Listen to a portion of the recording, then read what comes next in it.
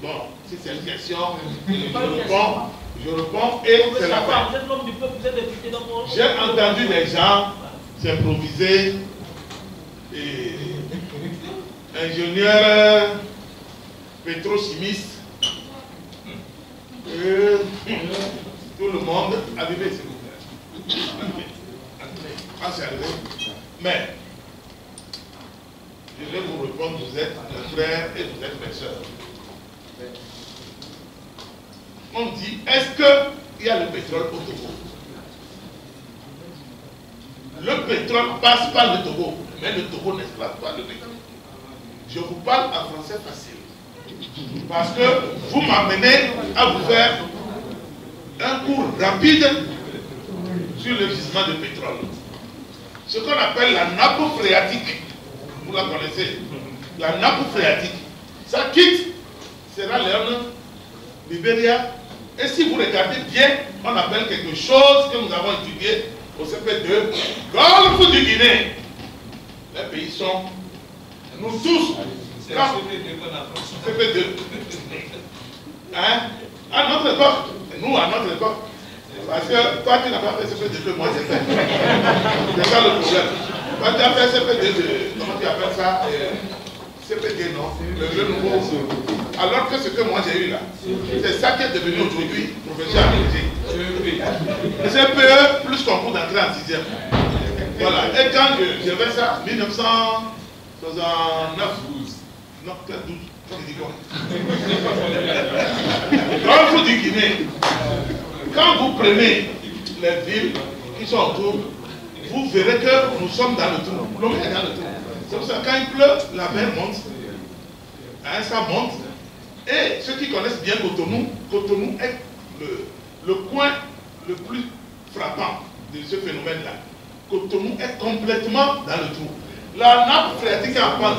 Donc le pétrole se jette au Nigeria. Écoutez bien mon explication. Les gens disent que oui, il y a pétrole en Côte d'Ivoire. Oui, il y a pétrole au Nigeria. Il y a pétrole en Sierra Leone. Il y a pétrole au Ghana. Il y a pétrole au Bénin. Aucun pays sur la bande-là n'exploite en tant que tel. Parce que le pétrole de Côte d'Ivoire, vous remarquerez, pour ceux qui vont souvent à Abidjan, qu'il y a le lac ébrié. Comme ça. L'eau de mer rentre. Donc, ça a bifurqué pour aller dans le lac. La Côte d'Ivoire n'a pas installé les installations pour faire offshore. C'est du pétrole offshore. Là où vous et moi nous sommes assis, d'où ça passe dans le sous-sol, ce que j'appelle la nappe phréatique, nous sommes à 10 km et demi, un peu moins de 11 km. Et quand vous calculez, de la côte quoi, en haute mer, c'est loin. Donc aucun pays n'arrête. Par contre, le débat qui a lieu de faire aujourd'hui est que tout le monde fuit, comme ils ont fui Petrol Gate. C'est de savoir quand c'est comme ça, puisque c'est un gisement naturel que Dieu a donné à ce pays, n'est-ce pas? Comment c'est fait? Je vais vous dire aujourd'hui que le Nigeria donne une compensation à tous ces États. Ce n'est pas pour rien que Feu Président Yadema a construit une raffinerie ultra moderne à l'époque. Attention, demandez à vous dire. Parce que au lieu de prendre les ristournes qui revenaient au Togo pour incorporer dans le budget général, Feu Yadema avait plutôt pensé avec le président Yacoub Gowon du Nigeria à l'époque que donnez-nous notre part en pétrole brut. Comme ça, nous, on va le raffiner au Togo et ça couvre la consommation togolaise. Vous avez vu, non? Les gens disent qu'il n'est pas allé à l'école, non? Il les dépasse 1000 fois. Il les dépassait. Et quelques temps après, il y a eu coup d'État. Il y a eu coup d'État au Nigeria. Voilà que nous, on a fini de construire notre raffinerie. Et le président qui a remplacé Gowon, qui s'appelait... Hein?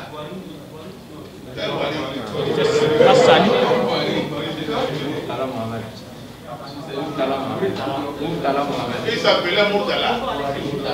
C'était un général du Nord qui s'appelait Murtala et Obasanjo était son vice-président. Qu'est-ce qui s'est passé?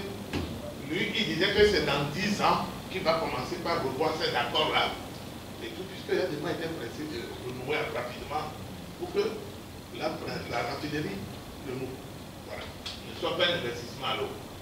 Murtala dit que non, c'est dans 10 ans, ils vont offrir ces trucs parce qu'eux, ils sont venus pour mettre de l'autre pain au Nigeria. Après un mois, on a pété. C'est au Bazooka. Au Bazooka, quand on a fait coup d'État, il a été littéralement pété.